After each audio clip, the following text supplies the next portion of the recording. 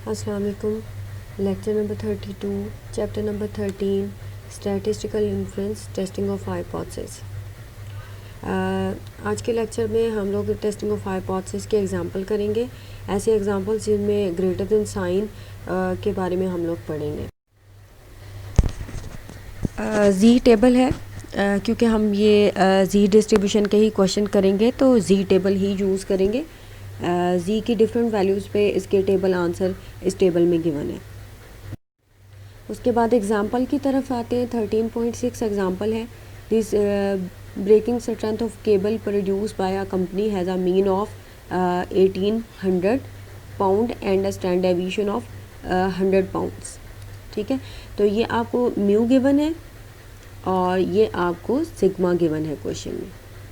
Bye a new technique in the production process it is claimed that the braking strength can be increased. ठीक है, to test this claim a sample of 50 cables is tested. 50 random sample लिया गया 50 का। cable is tested and it is found that mean braking strength is 1850 pounds. अच्छा, ये आपके पास n given है और ये आपके पास x बार गिवन है। उसके बाद can we support the claim. Claim क्या है?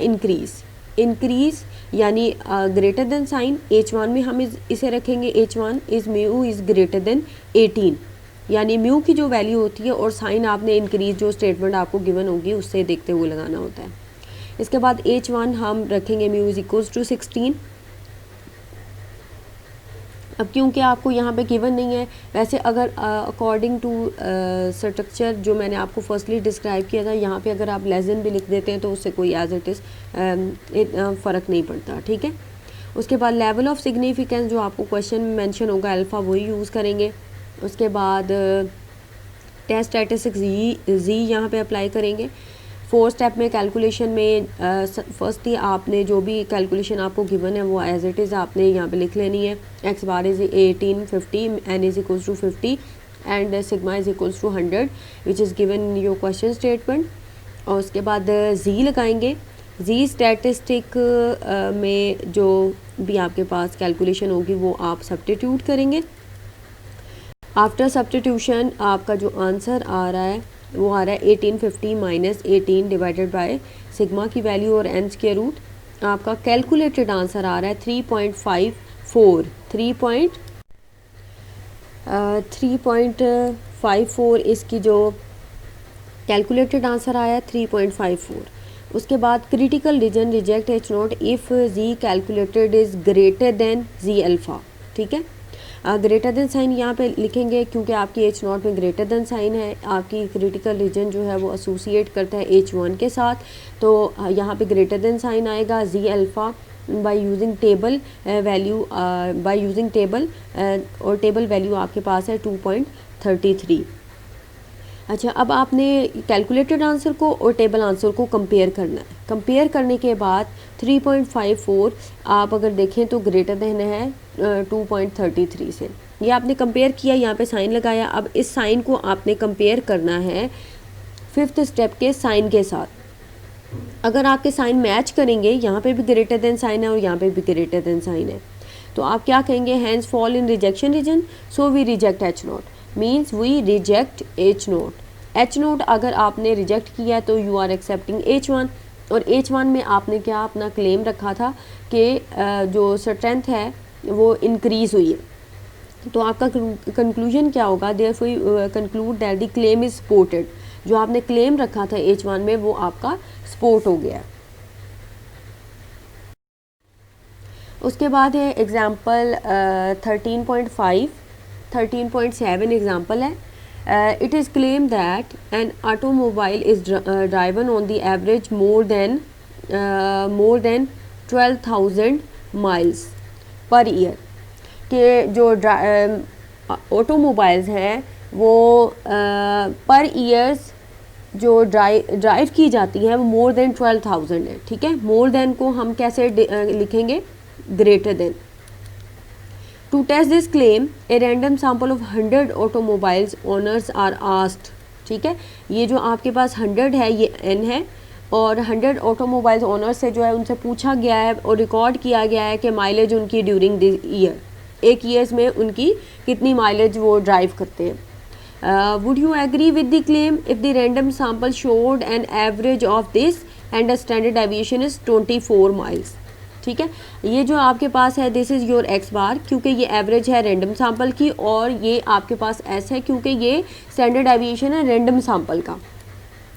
तो आप यहाँ पे फॉर्मूलेट करेंगे अपनी हाइपोथेसिस, और H1 क्योंकि ग्रेटर मोर देन का मतलब है ग्रेटर देन, तो वो उसे आप उस स्टेटमेंट को आप H1 में रखेंगे, ग्रेटर देन 12,000 और इक्वल्स टू 12,000 रख लेंगे। ठीक है, उसके बाद level of significance alpha is equals to, ये आपको मेंशन है क्वेश्चन में 1%, तो 1% ही यूज़ करेंगे। यहाँ पे जी स्टैटिस्टिक्स यूज़ करेंगे। अच्छा, यहाँ पे आपको एस गिवन है तो यहाँ पे फार्मूले में एस आएगा। ठीक है, यहाँ पे आपको एस आएगा, एस यूज़ करेंगे। अच्छा, कैलकुलेशन में here x bar is equal to, जो आपको इन्फॉर्मेशन गिवन है x bar 14,500, n is equal to 100 और एस इज इक्वल टू 24, ये इन्फॉर्मेशन आपको क्वेश्चन में एज इट इज़ गिवन है, यही आप लोग यूज़ करेंगे। उसके बाद जी स्टैटिस्टिक्स में आप सारी कैलकुलेटेड आंसर जो आपको प्रोवाइड किए गए हैं क्वेश्चन में वो आप सब्स्टिट्यूट करेंगे। सब्स्टिट्यूट करने के बाद उसको सॉल्व करेंगे। सॉल्व करने के बाद आपका आंसर आ रहा है 10.417। अच्छा, ये 10.417 जो है ये आपका कैलकुलेटेड आंसर है।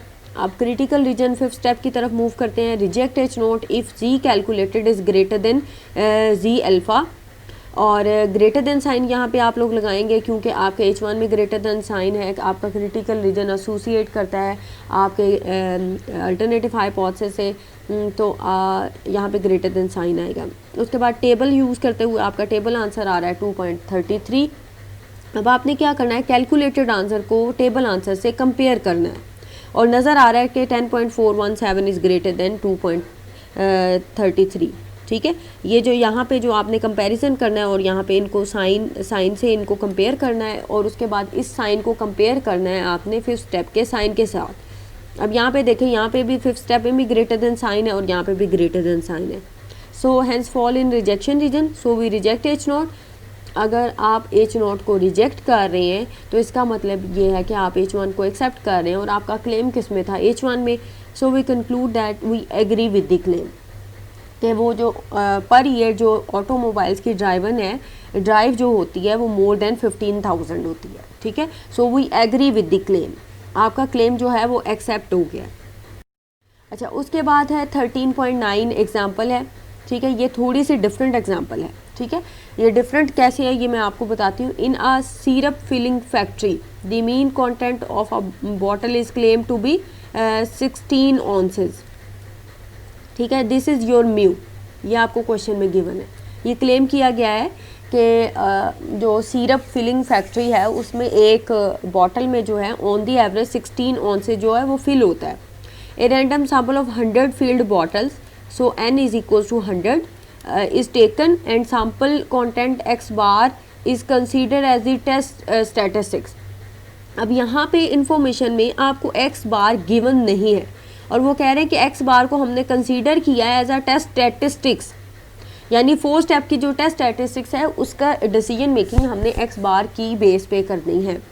For a 5% level of significance find the critical value for the test statistics and formulate the decision rule. आपने डिसीजन रूल फॉर्मुलेट करना है।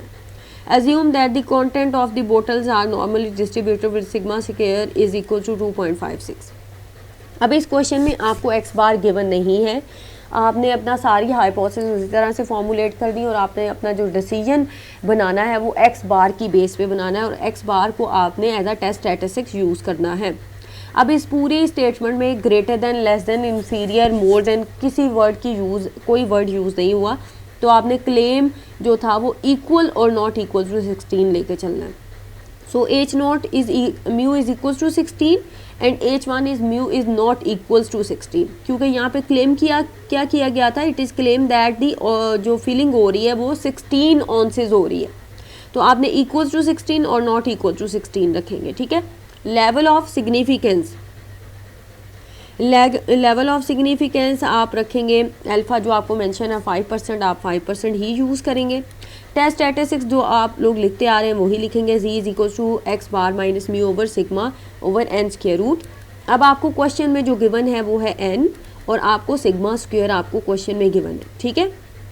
उसके बाद आपने क्या करना है, जी स्टैटिस्टिक्स में जो इन्फॉर्मेशन आपको गिवन थी वो आपने सब्स्टिट्यूट कर दी, एक्स बार नहीं गिवन था वो नहीं लिखेंगे, माइनस म्यू की वैल्यू 16 लिख दी और सिग्मा स्क्वायर की वैल्यू को आपने स्क्वायर रूट लेने के बाद यहाँ पे सब्स्टिट्यूट करना है, that is 1.6 divided by square root 100।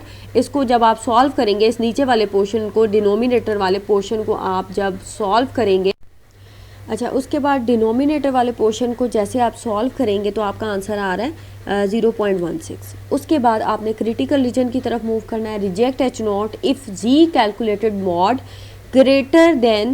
Greater equals to g alpha by 2, ठीक है। अल्फ़ा बाय 2 को उसी तरह से टेबल में देखना है, 1.96 आंसर आ गया। उसके बाद आपने जी कैलकुलेटेड का जो आपके पास पोर्शन है जो इक्वल में वैल्यू आ रही है वो आपने एज इट इज़ यहाँ पे सब्स्टिट्यूट कर देनी है। G calculated is equals to from step 4 X bar minus 16 divided by 0.16 mod greater equals 1.96, ठीक है, 1.96 आ जाएगा। अच्छा अब इस मॉड की क्या प्रॉपर्टी होती है, मॉड की ये प्रॉपर्टी होती है, अच्छा ये 0.16 ना मैं एज इट इज़ अगर दूसरी तरफ ले जाऊँ ना, यानी मल्टीप्लाई करूँ 0.16 से इसको मल्टीप्लाई करूँ तो आपका आंसर आता है 0.313 और 6, ठीक है, ये आपका आंसर आ रहा है। अच्छा इस मॉड की प्रॉपर्टी क्या कहती है, मैं मॉड की प्रॉपर्टी ये कहती है अगर आप मॉड हटाएंगे तो अब अगर आपने मॉड हटाना है तो एक दफ़ा ये एक सिंपल पॉजिटिव साइन के साथ आएगा और एक दफ़ा ये नेगेटिव साइन के साथ आएगा, ठीक है, एक दफ़ा ये पॉजिटिव साइन के साथ आएगा, एक दफ़ा नेगेटिव साइन के साथ। X bar minus 16 greater equals, ये इसको मल्टीप्लाई करने के बाद 0.3136 इसका आंसर आ रहा है और एक दफ़ा minus x bar minus 16 greater equal 0.3136, ठीक है। अच्छा उसके बाद आपने ये क्या करना है, माइनस 16 को दूसरी तरफ लेके जाएंगे तो यहाँ पे ऐड हो जाएगा, ठीक है, उधर जाके ऐड हो जाएगा। अब ये नेगेटिव को पहले हटाएंगे, नेगेटिव को हटाने के लिए आप नेगेटिव दूसरी तरफ लेके जाएंगे तो आपका साइन जो है वो ऑपोजिट हो जाएगा, यहाँ पे आपका साइन जो है वो ऑपोजिट हो जाएगा, ऑपोजिट हो जाएगा। उसके बाद एक्स ऑपोजिट होने के बाद दोनों इक्वेशन साइमल्टेनियसली आपने सॉल्व करनी है, एक पॉजिटिव वाली और एक नेगेटिव वाली।